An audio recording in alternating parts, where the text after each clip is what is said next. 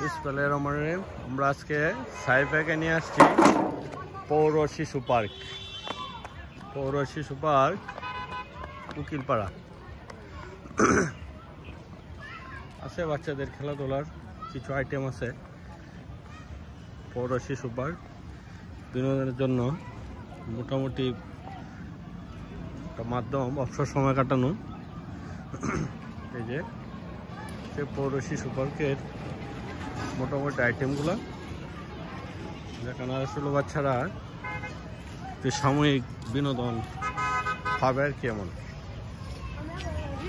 অবসর সময় পেলে অবশ্যই ছেলে মেয়েদেরকে নিয়ে এই পৌর শিশু পার্কে চলে আসবেন।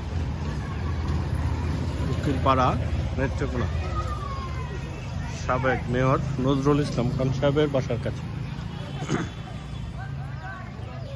হচ্ছে পৌর শিশু পার্ক আমাদের নেত্রকোনার। বাচ্চারা বিকালে খেলার একটা মাধ্যম এখানে।